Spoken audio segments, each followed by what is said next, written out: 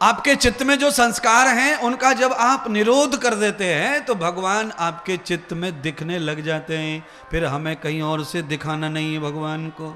अजी शर्मा जी, दही को यूं यूं चलाते रहे रई से मथनी से, धीरे धीरे धीरे धीरे, तो क्या दिखने लग जाता है? धीरे धीरे चलाते चलाते क्या दिखता है?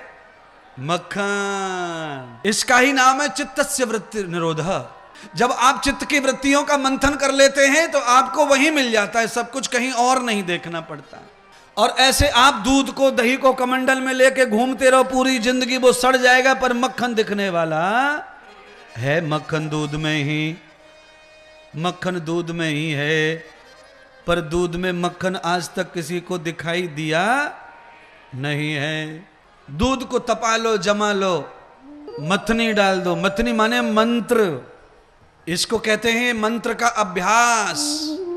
मक्खन, मक्खन माने तत्व, तत्व माने कृष्ण। बालक ने शरीर के 10 दरवाजे बंद कर लिए। बालक ने, बालक के अंदर क्या कला थी महाराज, क्या पता। नारद जैसे गुरु मिले तो क्यों नहीं कला आ जाएगी। बालक ने 10 दरवाजे बंद कर लिए, शरीर के दरवाजे बंद हो गए पूरे शरीर के, एक भी दरवाजा खोला नहीं रखा। क्यों? 6 महीने बच्चे ने वही अभ्यास किया। अपान उदान प्राण, 5 प्रकार की हवा शरीर में दौड़ती है, वो उसको सबको रोक दिया जगह पर ही। प्राणवायु को प्राणवायु में, वान वायु को वान वायु में, अपान वायु को अपान वायु में। जब 5 प्राण अपनी अपनी जगह पर स्थिर हो जाते हैं तो शरीर स्वस्थ हो जाता है, और शरीर स्वस्थ हो जाता है तो चित्त स्वस्थ हो जाता है, और जब चित्त स्वस्थ हो जाता है तो कृष्ण का दर्शन हो जाता है। इसीलिए रोगी आदमी को भगवान कभी मिलने वाला, भगवान निरोगी को मिलेगा।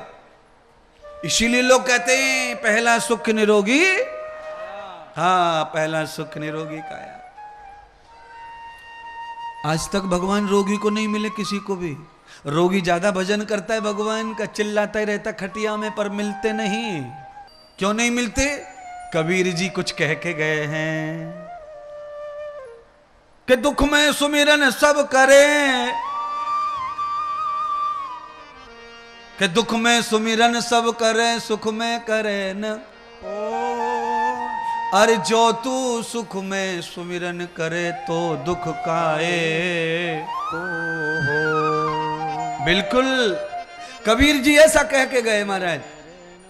और उससे पहले तो हमने कह ही दिया आपको, दुख में भगवान को ज्यादा से ज्यादा भजा ही जाता है। इधर डॉक्टर हाथ में शर्ट ऊपर करके इंजन ठोकने की तैयारी करता है, और आदमी कितना भी पहलवान हो यूं मुंह करके हे राम हे श्याम, टेढ़ा मुंह करके राम और श्याम पुकारता है। डॉक्टर के इंजेक्शन को देख के राम राम याद आता है, कोई फायदा नहीं है, अब राम कुछ नहीं करेंगे। हाँ, इंजेक्शन नहीं चाहिए तो समय पे राम को याद करो, समय पे याद कर लो। अच्छा एक बात आपको मालूम है कि नहीं अच्छी तरह से? आप बंगले वाले हो गए, पहले आपके बाप दादाओं के कच्चे घर थे कि नहीं थे? अच्छा बारिश आने से 2 महीने पहले मई अप्रैल के महीने में कड़ाके की गर्मी में पोखरा में से कीच निकाल के भूसा मिला के छत काय को लीपे? क्यों लीपते थे पंडित जी छत? चिकनी मिट्टी से।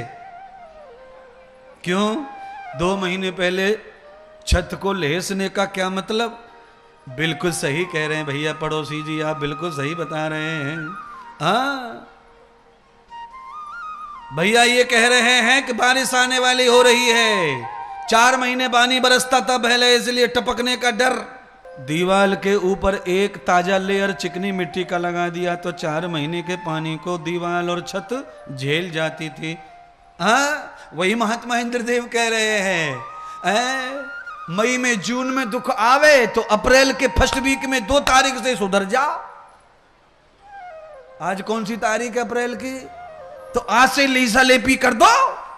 पहले से अगर तैयारी होगी तो कितनी भी मूसलाधार वर्षा हो जाए फिर पानी टपकने वाला नहीं है। बताओ, चिकनी कच्ची मिट्टी पानी को बहा दे रही है। नियोजन से सब कुछ हो सकता है।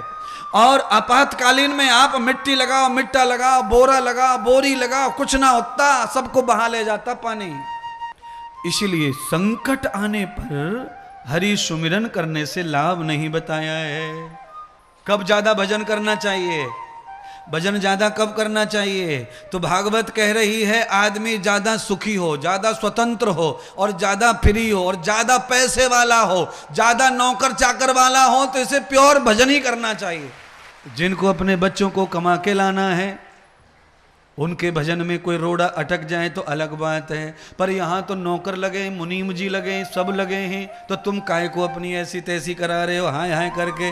क्यों नहीं चुपचाप बैठ जाते आसन लेके और भजन को बढ़ाते बढ़ाते जाओ। फैक्ट्री में नौकर, ऑफिस में नौकर, सीए अपना काम कर रहा है, बीए अपना काम कर रहा है, एमए अपना काम कर रहा है, और तुम खाम खाम मरे जा रहे हैं, हाय हा कर रहे हैं। पैसे वालों से भजन ना होता, नौकर चक्कर वालों से भजन ना होता।